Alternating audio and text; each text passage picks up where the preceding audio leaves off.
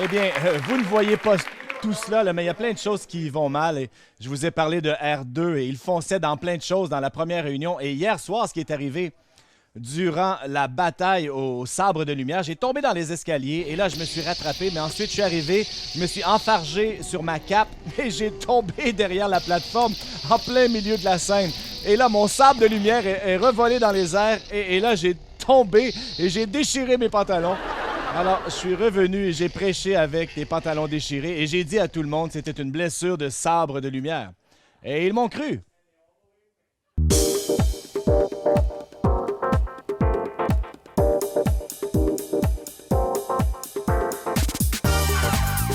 Bienvenue à l'église du Rocher de Winnipeg.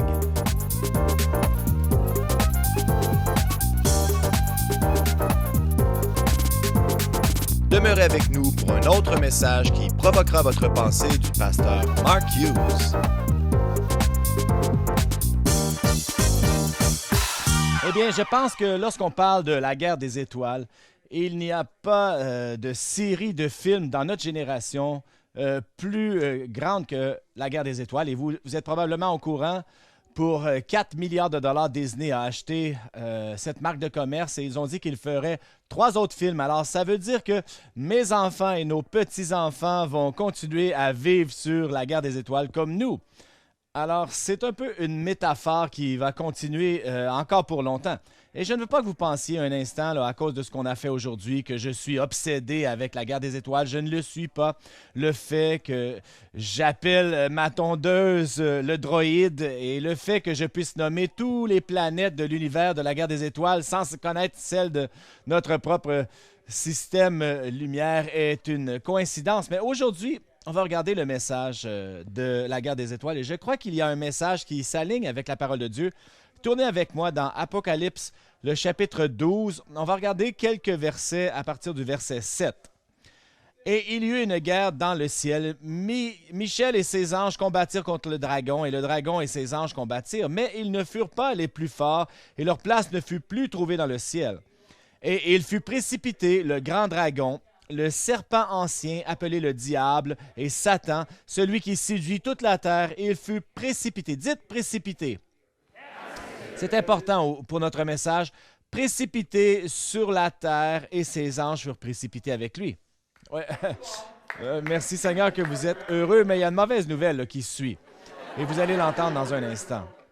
Premièrement, j'aimerais vous attirer votre attention, là, ce grand dragon. Et on ne peut pas vraiment se tromper de qui il est. Hein? Le dragon, le serpent ancien, le diable, Satan. La Bible veut que l'on sache clairement de qui on parle ici, le seul et l'unique Satan lui-même. Et ça nous parle d'une guerre dans le ciel. Et la bataille était entre Satan, qui était Lucifer dans ces années, comme on connaît de la parole de Dieu, et ses anges, contre Michael, l'archange, et ses anges. Et les deux ont battu plutôt, et Satan a été vaincu, il a été jeté du ciel. Et si vous lisez le reste de l'histoire, et le verset 4, ça dit que sa queue entraînait le tiers des étoiles. Et pensez-y, cette guerre dans le ciel était la guerre des étoiles, n'est-ce pas? Ça vient ensemble. Et ce fut très longtemps dans une galaxie très, très éloignée. Et je ne pense pas que George Lucas a inventé cela, mais il l'a pris de la parole de Dieu. Qu'en pensez-vous? Alors, on regarde cette histoire et on voit que le diable a été jeté sur la terre, et c'est la mauvaise nouvelle, et je vais vous en parler. Je veux parler d'un nouvel espoir. Il y a 3 choses que j'aimerais pointer de la parole de Dieu, et voici. Premièrement, c'est la force. Deuxièmement, c'est la farce. Et troisièmement, c'est le duel. Hein? J'aime les trucs en 3 points comme ça, c'est simple. Parlons de la force pour un instant. Je ne suis pas le premier gars qui a prêché sur la guerre des étoiles. C'est même pas la première fois. Ça fait 2-3 fois que je prêche sur la guerre des étoiles. Allez en ligne et vous allez voir des centaines de pasteurs qui ont prêché sur la guerre des étoiles. Évidemment, ils parlent tous de la force, mais plusieurs font une erreur en parlant de la force. Ils disent que la force représente le Saint-Esprit. Il n'y a rien qui pourrait être plus faux que cela, et je vous dis pourquoi. Le Saint-Esprit est une personne et pas une force impersonnelle. Et deuxièmement, il n'y a pas de côté noir dans le Saint-Esprit. Alors, de quoi parle-t-il lorsqu'il parle d'une force? Quelle est la force dans la guerre des étoiles? Et j'ai une bonne nouvelle pour vous. George Lucas nous le dit lui-même dans plusieurs entrevues. Voici ce qu'il dit. Et il a dit, j'ai mis la force dans les films pour éveiller un genre de spiritualité chez les jeunes gens, plus une croyance en Dieu qu'une croyance dans un système religieux. Avez-vous entendu ça? Et il dit que la force, c'est de croire en Dieu. Il dit qu'il a placé dans les films par exprès pour éveiller un genre de spiritualité chez les jeunes. Lorsqu'on regarde cela, il dit, c'est pas un système religieux. Je ne veux pas faire la promotion d'une religion, mais les gens nous demandent, y a-t-il un Dieu? S'il y a un Dieu, qui est ce Dieu? C'est des paroles de sa bouche de George Lucas. Il veut que les gens... Et il y a des fans de la guerre des étoiles, et peut-être qu'ils ne comprennent pas parce qu'ils ont fait leur propre religion, la religion du Jedi. C'est une religion officielle au Canada et dans plusieurs pays.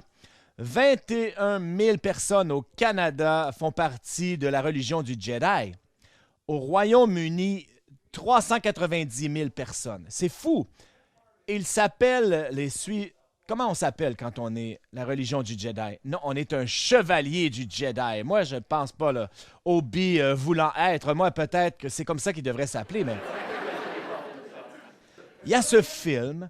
Le film qui s'appelle La guerre des étoiles, c'est le futur, où ça ressemble au futur, la technologie. Et là, Lucas met la force dans ce film. Alors, si la force est quelque chose, voici ce qu'elle est.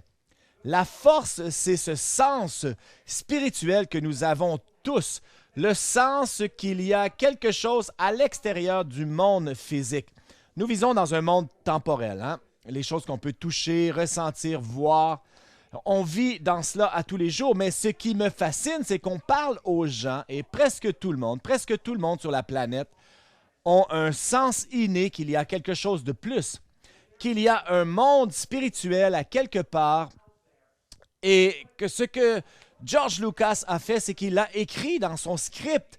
Et c'est intéressant de voir qu'il connaît ces choses parce qu'il a grandi comme méthodiste dans l'Église et les choses du royaume de Dieu, la parole de Dieu, la Bible ont été dans son intellect et il continuait de présenter fois après fois après fois dans la guerre des étoiles. Et c'est fascinant lorsqu'on écoute des anthropologues de culture ils ont étudié le temps, les Écritures, et ils remarquent un genre de système qui parle toujours de la même chose, de la vie après la mort. Hein? Il y a l'histoire de la création, le premier homme, la première femme, la vie après la mort et se préparer pour cette vie. Et la plupart des religions et des cultures du monde attendent une sorte de messie, quelqu'un qui va amener pour enlever les crimes pour la vie après la mort. Est-ce que c'est une coïncidence que les cultures qui sont séparées par des milliers de milles et encore plus des milliers d'années ont la même histoire ou semblable dans leur héritage spirituel? C'est pas un accident, mais dans Ecclésiaste 3:11 dit « Il a fait toutes choses belles en son temps. » Et il a mis dans le cœur la pensée de l'éternité. Dieu a mis la pensée de l'éternité dans notre cœur, ce sentiment spirituel. C'est pour ça que les gens savent que ça existe. Combien de gens ici vont dire qu'ils sont sans religion, mais sont convaincus qu'il y a un monde spirituel? Ah, moi, je ne vais pas à l'église, mais je suis très spirituel. Et quand les gens me disent ça, je dis... Ah, je suis pasteur d'une église, venez à notre église. Ils disent, non, moi je ne crois pas dans la religion organisée. Eh bien, vous allez aimer notre église. Il n'y a rien de plus désorganisé que notre église. Vous allez l'aimer. Mais ça ne fonctionne pas habituellement. Et voici ce que je dis. Pourquoi est-ce que ces gens ont un sentiment d'éternité? Eh bien, parce que Dieu a mis l'éternité dans leur cœur, la pensée de l'éternité. Et c'est pour ça que toute la terre espère à quelque chose de plus. Et quand on fait le tour du monde, j'ai fait 5 continents, moi. Partout où l'on va, on voit des gens qui recherchent et essaient de trouver Dieu avec l'existence du ciel, de l'enfer et la vie après la mort et qui Dieu pourrait être. Et si vous allez aux Indes, on voit... ces gens qui vont voyager des centaines de milles pour aller se laver dans la rivière du Gange pour enlever les péchés. C'est la rivière la plus sale que j'ai vue de ma vie et ils vont se laver dans cette rivière parce qu'ils essaient de gérer le fait qu'à l'intérieur, ils savent qu'ils sont pécheurs et ils ont besoin d'être connectés avec leur créateur. Vous allez, les musulmans, 5 fois par jour, prient. Qu'est-ce qu'ils font? Et ils ont de la difficulté. Ils luttent avec la même chose. Qui est Dieu? Qu'est-ce qu'est Dieu? Comment parle-t-il? Et ils essaient de connecter avec leur Créateur. Je ne sais pas pour vous, mais moi, j'ai grandi catholique et on avait nos propres luttes en tant que catholique. Vous savez, j'étais confus, moi, et j'ai été baptisé comme un enfant, mais jamais j'avais compris l'éternité. Et pour être honnête, j'avais peur de l'éternité. Et j'ai toujours voulu savoir, particulièrement comme adolescent, ce que je voulais savoir, c'est où était la ligne, jusqu'à quel point je pouvais aller. Hein? Mes amis faisaient toutes sortes de choses. Alors moi, je voulais les suivre, mais à un certain moment, exactement, la ligne va jusqu'à quel point avant de tomber dans l'abîme. C'était ma question. 15 ans, vous savez, c'est ça. Je voulais juste être assez mauvais que j'ai du bon temps, mais je ne veux pas dépasser pour tomber dans l'abîme. Alors j'avais un peu peur de cela et j'ai dit la meilleure chose à faire, eh bien, je vais aller rencontrer le prêtre et lui demander. Alors j'ai rencontré le prêtre et je lui ai dit, Père un tel, j'ai de la difficulté avec la foi et tout ça.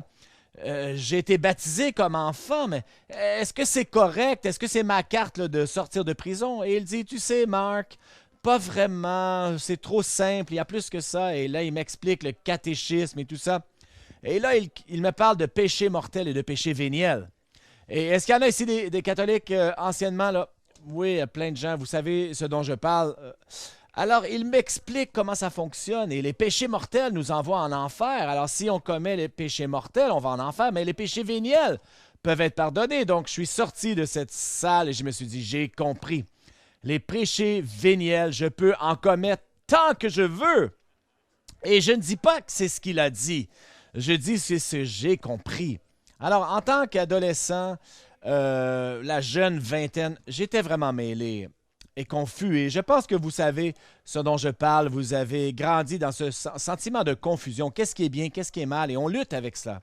C'est comme l'histoire de ce Ménonite qui déménage dans un nouveau voisinage. Et tout le monde est catholique. Chaque personne, il est dans un cul-de-sac et dans cette communauté. Alors, le premier vendredi soir, il revient du travail. Il commence à faire du barbecue dans sa cour et il fait des steaks. Et là, ses voisins catholiques viennent le voir et lui disent écoute, Abe, c'est un Ménonite. Il dit Abe, c'est le fun de te voir et tout ça, mais c'est un voisinage catholique et on ne mange pas de la viande le vendredi. Mais qu'est-ce que vous mangez lui dit-il. On mange du poisson et ça va être un problème pour nous dans la communauté. Il dit bon, ben, qu'est-ce que je devrais faire? Alors, ils lui disent ben, l'idée, c'est que si tu te convertis au catholicisme, tous nos problèmes seraient réglés. Alors, il répond, ben, si c'est pour m'amener la paix dans le voisinage, aucun problème. Alors, il dit, je suis prêt à me convertir. Alors, ils s'en vont à l'église catholique avec lui. Le prêtre vient, amène l'eau bénite. Et il met de l'eau bénite et il lui dit, né ménonite, éduqué ménonique, maintenant catholique. Alors, ils sont partis prendre un coup et ils ont célébré. Ah, et voilà ce qui arrive maintenant. Alors, tout était bien dans le voisinage et le prochain vendredi, qu'est-ce qu'ils sentent dans l'air, hein, dans ce cul-de-sac? L'odeur d'un steak sur le barbecue. Et là, ils s'en viennent voir à la clôture. Ils regardent au-dessus de la clôture. Et voilà, Abe, il est en train de faire cuire un steak. Et il a sa sauce barbecue avec son petit balai. Il répand ça partout. Né un bœuf, éduqué un bœuf, maintenant un poisson.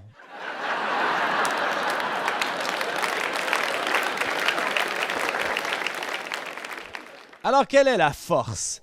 La force, c'est ce sentiment que nous avons tous, qu'il y a une éternité, qu'il y a un Dieu. C'est le monde spirituel qui existe à l'extérieur du monde physique. Et je pense que si on est honnête avec nous-mêmes, nous savons que ça existe.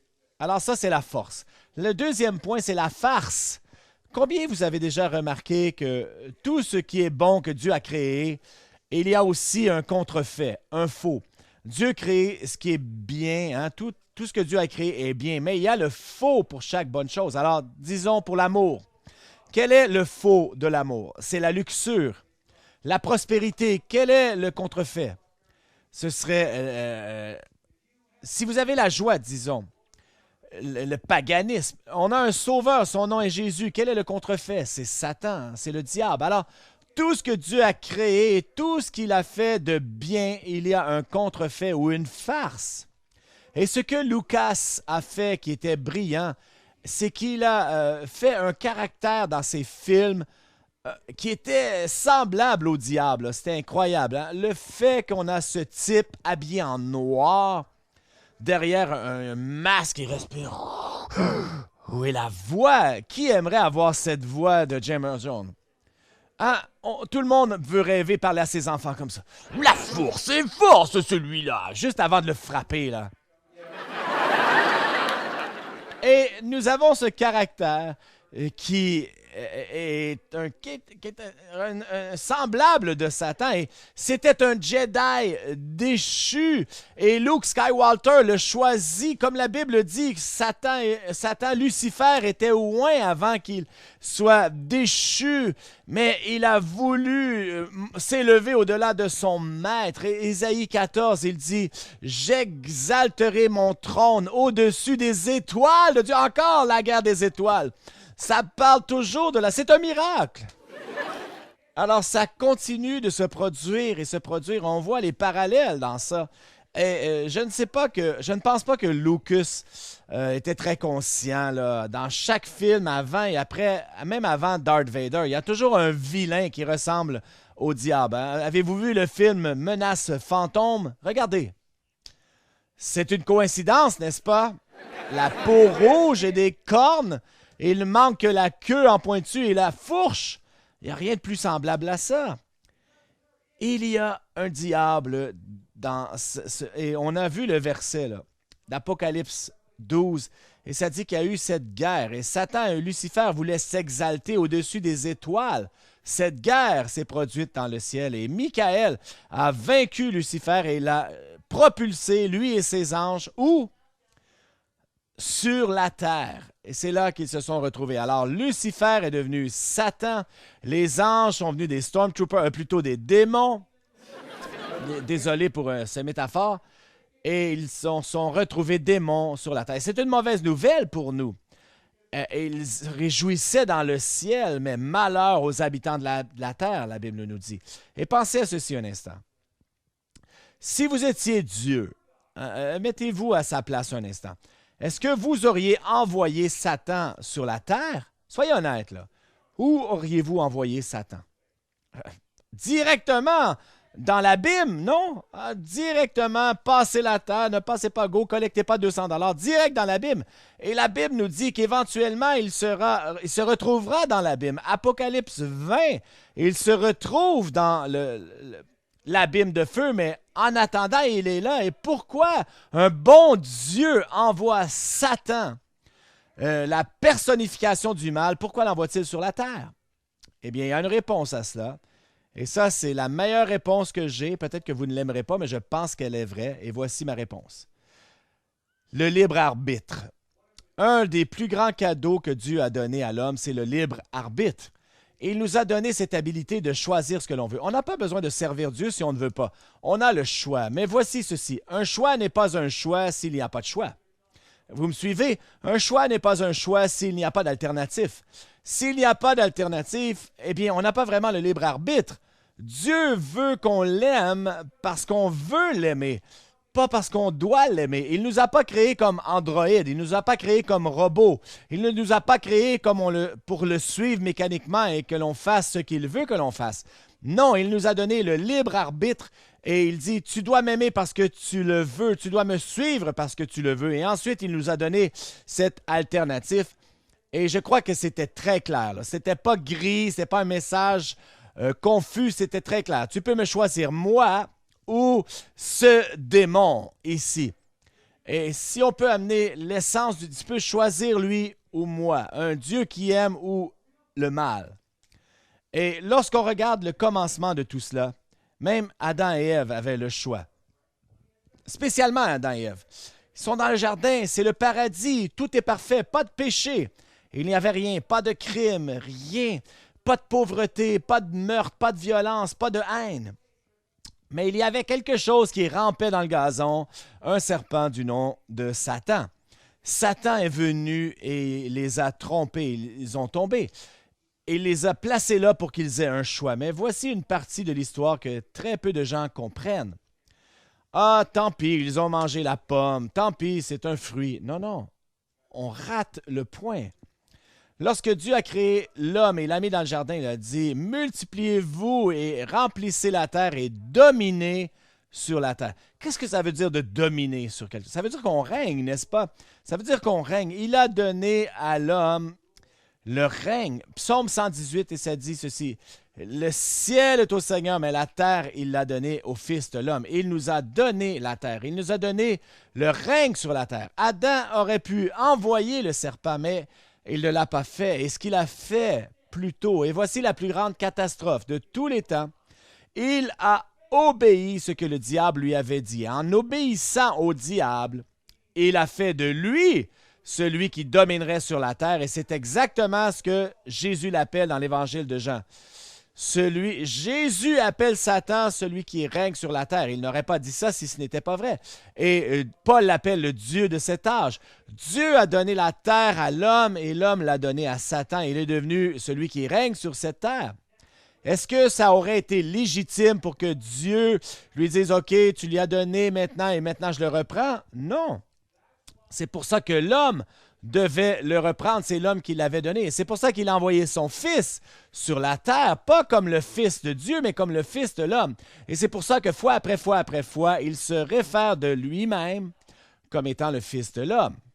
Parce qu'il est venu pour retirer cela du diable. Et lorsqu'on regarde notre monde, pourquoi le monde est si à l'envers? Le monde est si à l'envers parce que le Dieu de ce monde a le contrôle sur ce monde. Et les gens qui ne croient pas dans l'existence de Satan, il y en a plein.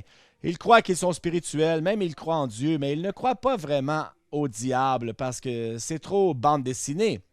Si vous ne croyez pas dans l'existence de Satan, comment est-ce qu'on peut expliquer le mal dans le monde?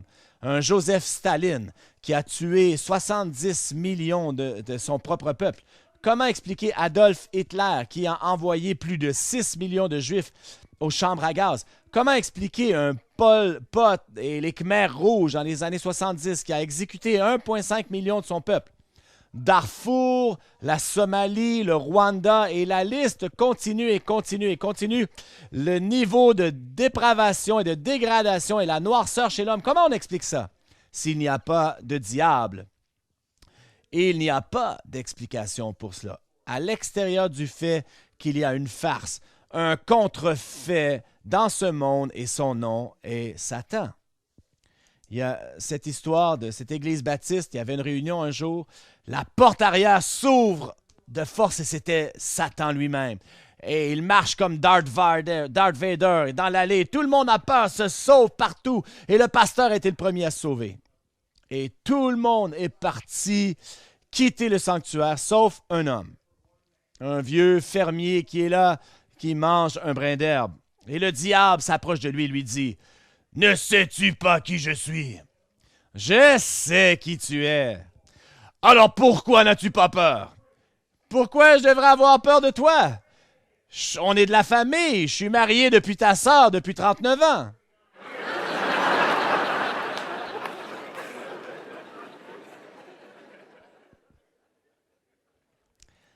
Il y en a qui pensent que probablement vous devriez être offensé à cette blague. Alors, ne l'acceptez pas, là. Alors, la première chose qu'on voit, c'est la force. La deuxième chose, c'est la farce. Et la dernière chose que j'aimerais voir, c'est le duel. Et dans chaque bataille, il y a un duel. Hein? Il y a un héros, un vilain, et ils viennent et ils combattent. Et la plupart du temps, presque toujours, le héros a la victoire et il a le dessus sur le vilain. C'est comme ça que ça devrait fonctionner. Mais la Bible, c'est une des seules histoires où le héros meurt. Et ce qui est fascinant, le parallèle avec la guerre des étoiles, c'est que Obi-Wan dit à Darth Vader « Tue-moi et je deviendrai plus puissant que tu n'aurais imaginé. » Et il le tue. Alors pourquoi, encore une fois, Lucas a mis cela? C'est une allusion à la parole de Dieu et l'histoire de la parole de Dieu. Et c'est ce qui arrive. Jésus est allé à la croix pour nos péchés et il s'est permis de mourir. Il dit, on ne prend pas ma vie, je donne ma vie parce qu'il n'y a pas de plus grand amour que de donner sa vie pour ses amis. Voici pourquoi il est mort. Il est mort parce que la rédemption demande une mort continuelle, mais ça demande la mort. Et la parole de Dieu dit ceci, le salaire du péché, c'est la mort. Et le don, et devinez qui est le pécheur? C'est toi, c'est moi. Et ce qui arrive, c'est que Jésus, ou Dieu a fait Jésus, qui ne connaissait pas le péché, de devenir péché pour moi, afin que l'on devienne la justice de Dieu. Chacun d'entre nous, nous savons intuitivement, instinctivement, que nous sommes mauvais. Et la parole de Dieu dit, il n'y a pas un juste, pas même un seul. Tous ont péché et sont privés de la gloire de Dieu. Et le salaire du péché, c'est la mort. Mais le don gratuit de Dieu, c'est la vie éternelle en Jésus-Christ. Parce que Jésus, qui était sans péché, est venu sur cette terre et a donné sa vie. Et il a été pendu au bois et il est mort pour vos péchés à votre place. C'est le sacrifice de substitution. Lorsque quelqu'un prend le blâme à votre place, Jésus a fait cela. Aucun péché était en lui. Il n'était pas obligé de mourir pour ses péchés, il n'en avait pas. Mais il a pris votre place afin que tous ceux qui invoquent le nom du Seigneur soient sauvés parce qu'il s'est présenté et a payé le prix pour toi. Et tous nos péchés sont cloués à cette croix, la Bible nous dit. Jésus a dit quelque chose de très important dans l'évangile de Matthieu. Vous savez, il a été éprouvé un jour et les pharisiens sont venus. Ils lui ont dit, « Montre-nous un signe, montre-nous pour savoir qui il était. » Et voici ce qu'il a répondu. Génération perverse qui recherche un signe, mais je ne vous donnerai aucun autre signe que celui de Jonas. Et Jonas a été 3 jours et 3 nuits dans le ventre du grand poisson. Ainsi sera le Fils de l'homme 3 jours et 3 nuits dans le ventre de la terre. Alors ce qu'il disait, c'est que je vais vous donner un signe et seulement un signe. Et le signe que je vais vous donner est celui-ci. Comme Jonas a été 3 jours et 3 nuits dans le ventre du grand poisson, moi je vais être dans le tombeau 3 jours. Mais si je ressuscite des morts, eh bien, tout ce que j'ai dit sera validé. Il a tout mis sur la table. Si je ressuscite, si je ne ressuscite pas, c'est fini, mais si je ressuscite après 3 jours, vous allez savoir que tout ce que j'ai dit est vrai. Je vais valider tout ce que j'ai dit. Et il a dit ceci, « Je suis le chemin, la vérité et la vie. Nul ne vient au Père que par moi. » Il a fait cette déclaration exclusive qu'il n'y a qu'un chemin vers le ciel et vers Dieu, c'est au travers lui. Si je ressuscite des morts, je vais vous prouver et valider que je suis la seule porte, le seul chemin au ciel. Je suis. Confucius est mort, Bouddha est mort, Elvis est mort, Mohamed est mort. Ils sont tous morts, mais Jésus est vivant parce qu'il est ressuscité du tombeau.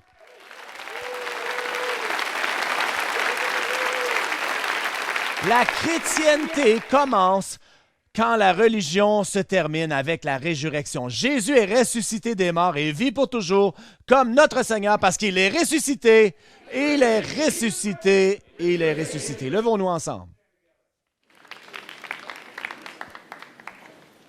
Je ne vous demande pas ceci, là, si vous avez été baptisé comme un enfant ou êtes-vous allé à l'église. Je ne vous demande pas, avez-vous entendu 1 million de sermons? Non. Ma question pour vous est celle-ci. Avez-vous eu ce moment définitif où vous avez invité Jésus dans votre vie pour accepter ce qu'il a fait à la croix? C'est ce qui compte. Aucune autre façon de l'obtenir que de dire « Oui, Seigneur, tu es mort pour moi. Quiconque invoque le nom du Seigneur sera sauvé. » Toutes les têtes ici sont penchées, les yeux fermés. Je vous pose cette question. Si vous mourrez aujourd'hui, savez-vous où vous allez? Et si vous ne le savez pas, eh bien, vous devez prendre une décision de faire de Jésus votre Seigneur et Sauveur et d'accepter l'œuvre de la croix. Et si vous voulez prendre cette décision de suivre Jésus, levez votre main maintenant. Levez votre main, tenez-la bien haute. Prenons un instant, il y a des mains qui s'élèvent partout. Personne ne regarde, je ne vais pas vous appeler en avant. Des douzaines de mains ce matin qui se lèvent. Alors, n'ayez pas honte. Prenez cet instant. Quel meilleur temps que le dimanche de Pâques d'accepter l'œuvre incroyable de la croix. Si vous avez levé votre main, dites ceci avec moi. Seigneur Jésus, je confesse être un pécheur. Je marche dans ma propre volonté. Je fais ce que je veux. Mais aujourd'hui, ça change. Parce que tu es mort sur la croix pour moi. Tu as pris mon péché. Et tu es ressuscité des morts le 3e jour. Et tu vis à jamais pour être mon Seigneur. Toutes choses sont passées. Toutes choses sont devenues nouvelles. Aujourd'hui, je suis une nouvelle créature en Christ. Et je m'en vais au ciel.